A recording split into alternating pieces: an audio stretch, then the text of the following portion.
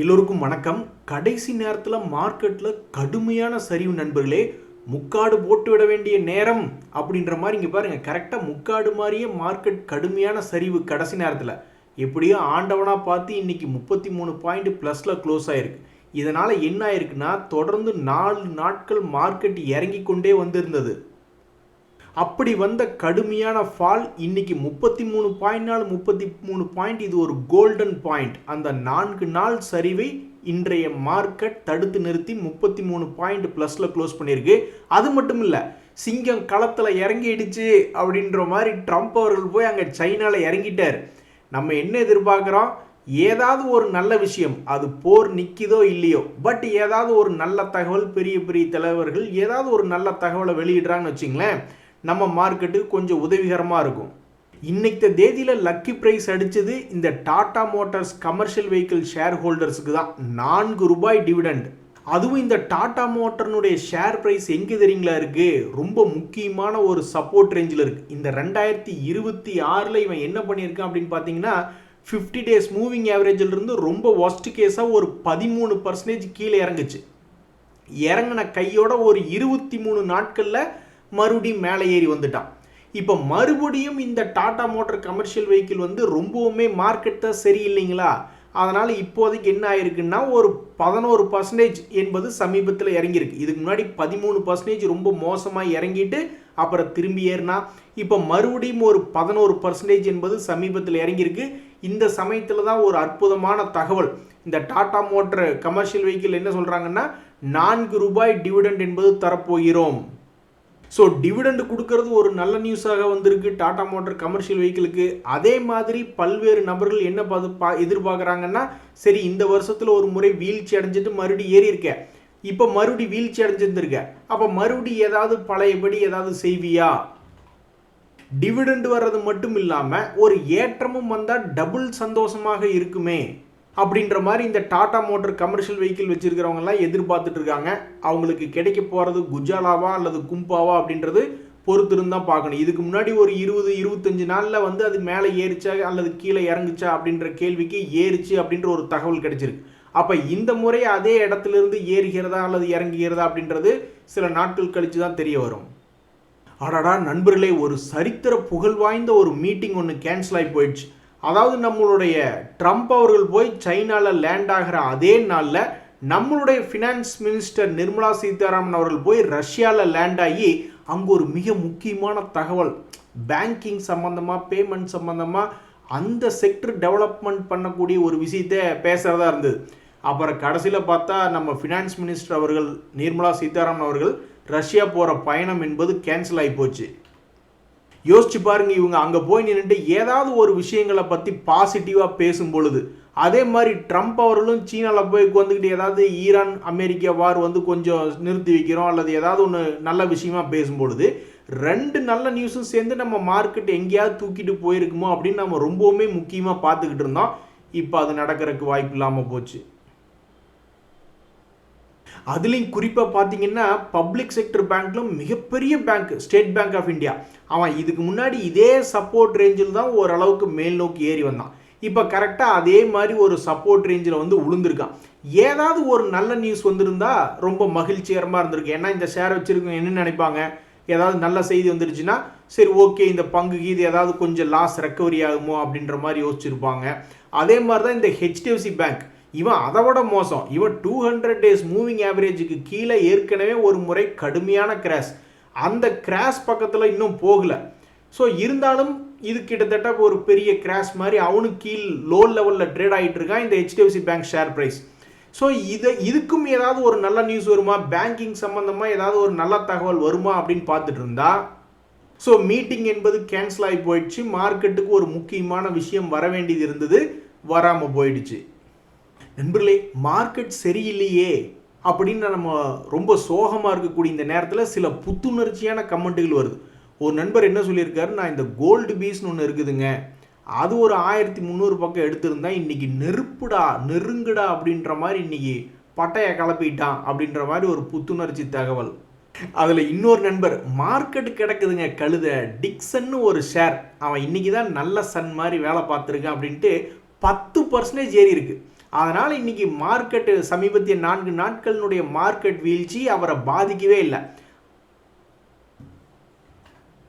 So market சுமாராக இருந்தாலும் அந்த டிக்சன் ஹெல்ப் பண்ணதுனால இவருடைய போர்ட்ஃபோலியோ ஓரளவுக்கு மகிழ்ச்சிகரமாக இருக்குது. அதில் இந்த டிக்சனில் இன்னொரு நியூஸ் என்ன அப்படின்னு பார்த்தீங்கன்னா, அந்த ஷேர் ஒரு காலத்தில் மிகப்பெரிய அளவில் இருந்து சரிவடைய ஆரம்பித்தான். அது என்ன ப்ரைஸ் அப்படின்னு பார்த்தீங்கன்னா ஆல்மோஸ்ட் 19,000 ரூபாய். 19,000 ரூபாய்ங்க.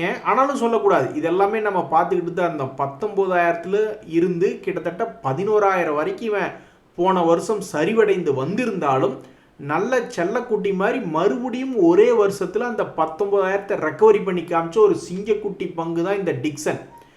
அதுக்கப்புறம் நீங்கள் என்ன ஆச்சுன்னு பார்த்தீங்கன்னா மறுபடியும் அதே மாதிரி கீழே 11,000 ரூபாய்க்கு வந்து கீழே விழுந்தான். உடனே பல்வேறு ஸ்மார்ட் மணி கான்செப்டுக்காரங்கெல்லாம் இங்கே போய் லபோ திபோன்னு எடுத்து வச்சுக்கு வந்து வேடிக்கை பார்த்துக்கிட்டு இருப்பாங்க. அவங்களுக்கு தெரியாதில்ல 10 ஷேர் எடுத்த எவனோ ஒருத்தர் 2 பேர் தான் சப்போர்ட்லேருந்து ஏறுவான் அப்படின்றது அவங்களுக்கு தெரியாதில்ல. பட் எனிவே, ஸோ இந்த ஸ்மார்ட் மணி கான்செப்டுக்காரங்க ஆல்மோஸ்ட் 12,000 ரூபாய்க்கு உள்ளே போய் மறுபடியும் உட்காந்துருப்பாங்க. அவங்களுக்கு வந்து இன்னுமே ஒரு விடிவு காலம் வரல. அவன் 12,000க்கு கீழே கோலம் போட்டுக்கிட்டு இருக்கான், மேலையும் கீழையும். டேய், மேலே வந்து கோலம் போடுறான் அப்படின்னா இல்லை, நான் கீழே தான் போடுவேன் அப்படின்னு சொல்லிட்டு கடந்த 2026 அதுவும் சாதாரண கோலம் கிடையாது. அவனும் வந்து கிட்டத்தட்ட ஒவ்வொரு முறையும் 20% ஏறுவதும் 20% பக்கம் இறங்குவதும் அப்படித்தான் கோலம் போட்டுக்கிட்டு இருக்கான். அந்த வரிசையில் இன்னைக்கு ரிசல்ட்டை காரணமாக வச்சுக்கிட்டு ஒரு 10% மேலே கோலம் போட்டு விட்ட பங்கு தான் இந்த டிக்சன். என்னைக்கு தன்னுடைய பழைய ஹையை இவன் மீட்டெடுப்பான் அப்படின்றது ஒரு புரியாத புதிராக இருக்கு. எத்தனையோ ஷேர்கள்லாம் தன்னுடைய பழைய ஹையை மீட்டெடுத்துட்டான். என் ஆளுக்கு என்னடா குறைச்சல், தேன் அப்படின்னு சந்தானம் அவர்கள் சொல்கிற மாதிரி இந்த ஷேரினுடைய ரிசல்ட் எல்லாம் பார்த்தீங்கன்னா ஏதாவது ரொம்ப மோசமான ரிசல்ட் அப்படின்ற மாதிரிலாம் சமீபத்தில் உள்ள, இதுக்கு முன்னாடி வெறும் 80 கோடி 60 கோடி 100 கோடி லாபம் காமிச்சுக்கிட்டு இருந்தவங்க உச்சகட்டமாக 400 கோடி 465 741 கோடி வரைக்கும்லாம் போனாங்க. அதுக்கப்புறம் கொஞ்சம் சிரமமாக இருக்குது, சேல்ஸும் கொஞ்சம் கம்மியாயிடுச்சு. இருந்தாலும் சேல்ஸை நிலையாக நிறுத்தி இப்போ ஒரு 300 கோடி அப்படின்ற மாதிரி லாபத்தை பிடிச்சி நிறுத்தி வச்சுருக்காங்க. ஸோ இந்த நிலைமையில் டிக்சன் என்னைக்கு தன்னுடைய பழைய ஹை 19,000 வந்து தொடும் அப்படின்னு பார்க்கறதுக்கு பல பேர் ஆர்வமாக இருக்காங்க. அதுக்கு இன்னும் பாவம் விட தெரியவில்லை. ஆடாடா, இங்கே பார்த்தீங்களா நண்பர்களே, ஒரு நண்பருக்கு 4 நாட்களில் 10 லட்ச ரூபா லாபம் கும்பா. நான்லாம் 10 லட்ச ரூபா லாபம் வந்துச்சுன்னா கீழே ட்ரெயிலிங் ஸ்டாப் லாஸ் இல்லை ஹெட்ஜிங்கு அப்படி இப்படின்னு என்னத்தையாவது ஒன்றை போட்டு வச்சுக்கிடுவேன்.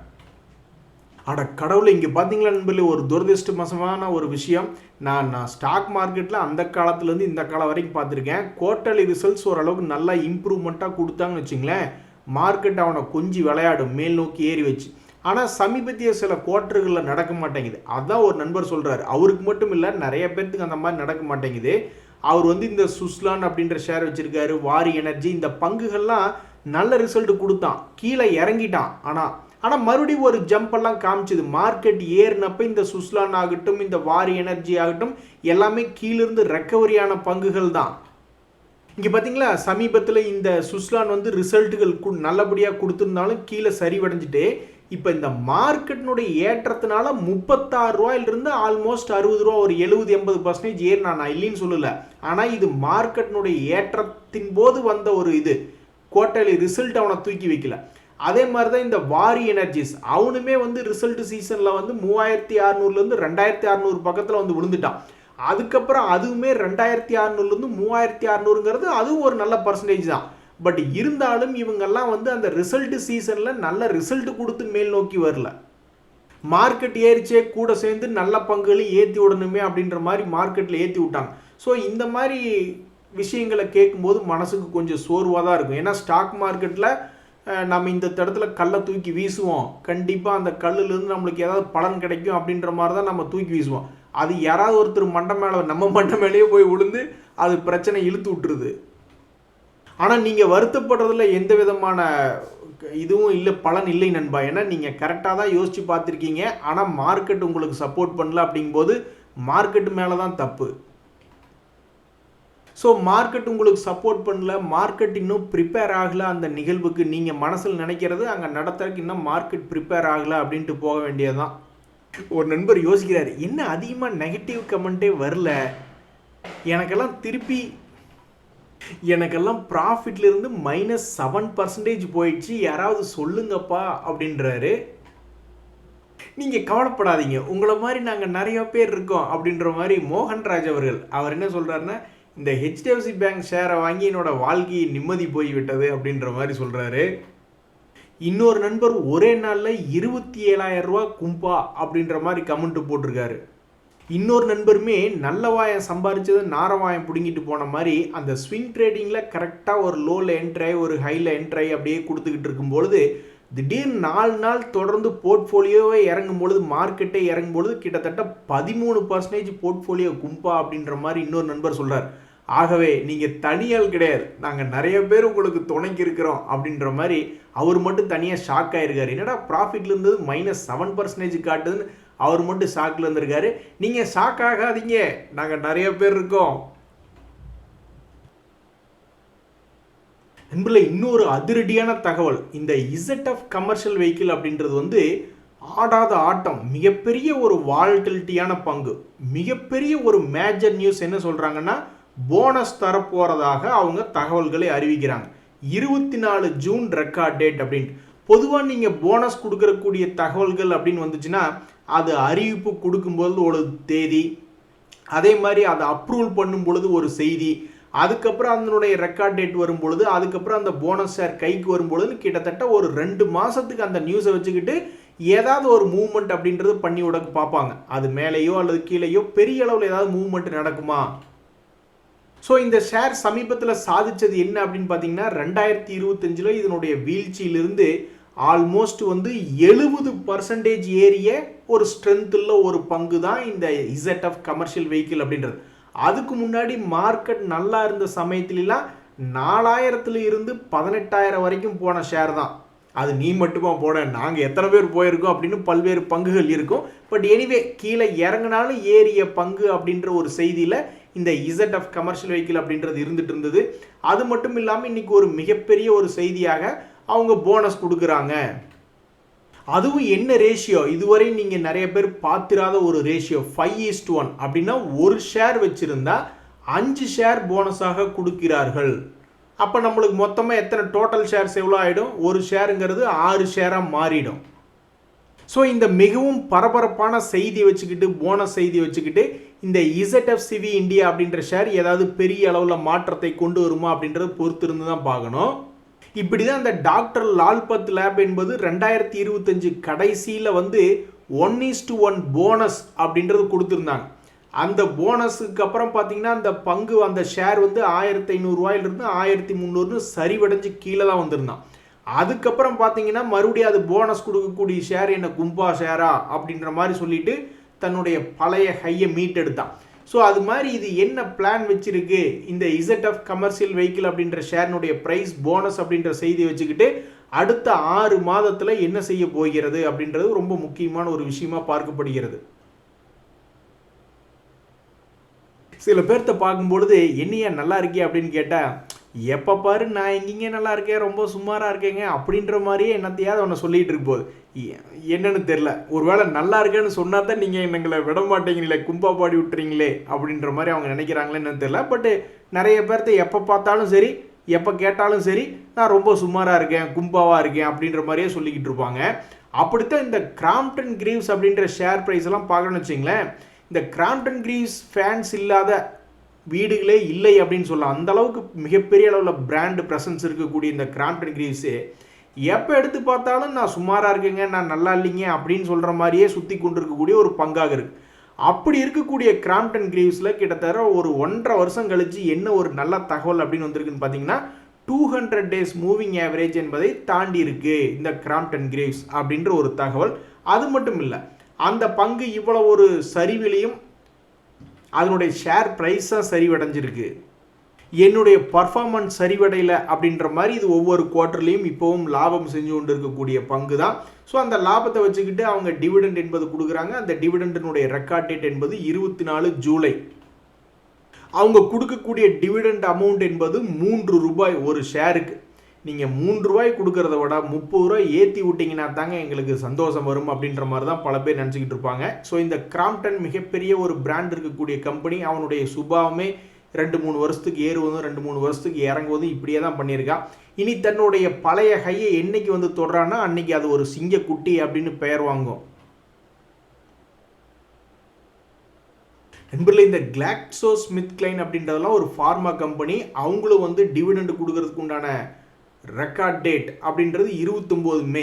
அதாவது ஃபார்மாசூட்டிக்கல்ஸ் கம்பெனிஸ் எல்லாமே நம்ம பார்த்தோம்னு வச்சிங்களேன், ரொம்பவுமே டிஃபென்சிவ் கேட்டகரி அப்படின்ற மாதிரி தான் பார்ப்பாங்க. மார்க்கெட்டே பெருசாக சரிவடைஞ்சாலும் இவங்க பெருசாக சரிவடைய மாட்டாங்க அப்படின்ற மாதிரி மார்க்கெட்டில் சொல்லுவாங்க. ஸோ சமீபத்தினுடைய சரிவில் இந்த GlaxoSmithKline எவ்வளவு இறங்கி இருக்கு? ஒரு டிஃபென்சிவ் செக்டர் தான். இதுக்கு முன்னாடி இறங்கினதுக்கு அப்புறமெல்லாம் திரும்பி ஏறி இருக்கான் தான், ஓகே. பட் இப்போ எவ்வளவு இறங்கி கீழே கிடக்குது இந்த GlaxoSmithKline ஃபார்மா அப்படின்ற பங்கு பார்த்தோம்னா ஆல்மோஸ்ட் 31% என்பது இறங்கி கிடக்கு. சில பேர் ஆசையாக இருந்திருப்பாங்க, எங்காவது ஒரு 80% அல்லது ஒரு 60% இறங்கியிருந்தால் லாபம் செய்யக்கூடிய பங்கு நல்லா இருக்குமே நினச்சிருப்பாங்க. 60% இறங்கினாவே அது 1300க்கு போகணும். ஸ்மார்ட் மணி கான்செப்டுக்காரங்களா, நீங்கள்லாம் ரொம்ப பேராசைப்படுறீங்க அப்படின்ற மாதிரி தான் நம்மளுக்கு நினைக்க தோணும். ஆக மொத்தம் சமீபத்தில் இறங்கி கிடக்கக்கூடிய இந்த GlaxoSmithKline ஃபார்மா அப்படின்ற கம்பெனியில் என்ன ஒரு மகிழ்ச்சியான விஷயம் அப்படின்னா, அவங்க டிவிடெண்ட் கொடுக்குறாங்க. அதில் பாருங்க நண்பர்களே, யாராக இருந்தாலும் சரி, உள்நாட்டு சுற்றுலாவாக இருந்தாலும் சரி, வெளிநாட்டு சுற்றுலாவாக இருந்தாலும் சரி, யாராக இருந்தாலும் எங்களை தாண்டி தான் போகணும் அப்படின்ற மாதிரி 2 பெரிய ஆளுங்க, ஈஸ்மை ட்ரிப் ஒன்று, தாமஸ் குக் ஒன்று. பட் நியூஸ் நான் பார்த்துட்டு இருந்தது தாமஸ் குக் அப்படின்ற ஒரு பங்குல அவங்களுடைய டிவிடெண்ட் என்பது 27 ஆகஸ்ட்டுக்கு ரெக்கார்ட் டேட் அப்படின்ற சொல்லியிருக்காங்க. அவங்க கொடுக்கக்கூடிய டிவிடெண்ட் என்பது வெறும் 50 பைசா. 50 பைசானால 50 பைசா கொடுக்குறாங்களே, நீங்கள் என்ன பண்ணிக்கிட்டு இருக்கீங்க அப்படின்ற மாதிரி நம்ம ஈஸ்மை ட்ரிப்பையும் இந்த இடத்துல நம்ம போய் பார்க்குறோம். ஈஸி ட்ரிப் பிளானர்ஸ் அப்படின்ற பங்கு பார்க்கும் பொழுது அந்த பங்கு செஞ்சிருக்கக்கூடிய ஒரே சாதனை சமீபத்தில் என்ன, விட்டால் ஸ்க்ரீனை உடச்சிட்டு நம்ம மடியில் வந்து விழுந்துருவோம் போல். அந்த மாதிரி இந்த பங்கு வந்து ஆல்மோஸ்ட் ஒரு 40 ரூபாயிலிருந்து ₹7.89 வந்து தொடர் சரிவு. இப்படி தொடர் சரிவடைந்து கொண்டிருந்த பங்கு மொத்தமாக எவ்வளோ பர்சன்டேஜ் இறங்கியிருக்குன்னா 83% இறங்கிடுச்சு. 83% இறங்கினதுக்கு அப்புறம் தான் அந்த பங்கு தன்னுடைய சரிவை நிறுத்தி ஒரு குறிப்பிட்ட ஜோனுக்குள்ளே ட்ரேட் ஆகி கொண்டிருக்கக்கூடிய ஒரு பங்காக இந்த ஈஸ்மை ட்ரிப் இருக்குது. இங்கே மட்டும் என்ன வாழுதான், நீங்கள் 50 பைசா டிவிடெண்ட் கொடுத்தாலும் நீங்களும் ஸ்க்ரீனை விட்டு தாண்டி வந்து மடியில் உட்காந்து விளையாண்டுக்கிட்டு இருக்கீங்க அப்படின்ற மாதிரி இந்த தாமஸ் குக் அப்படின்ற பங்கு டிவிடெண்ட் கொடுக்கக்கூடிய பங்கு அவன் 64% வீக் ஆகி ட்ரேட் ஆகிட்டு இருக்கான். என்னங்க அநியாயமாக இருக்குது. ஸோ இந்த தாமஸ் குக் சமீபத்தில் இவங்க வந்து இது வரைக்கும் நஷ்டம் என்பதே பார்க்காத ஒரு பங்கு. ஆனால் என்ன ஆகிட்டு இருக்கு அப்படின்னு பார்த்தீங்கன்னா, நல்ல உச்சகட்டமாக ஊர் பூரா சுற்றிக்கிட்டு இருந்த நேரத்தில் 70-71 கோடிக்கு பக்கம் லாபம், தற்போது ஒரு 31 கோடி லாபம் அப்படின்றது ரிப்போர்ட் பண்ணியிருக்காங்க.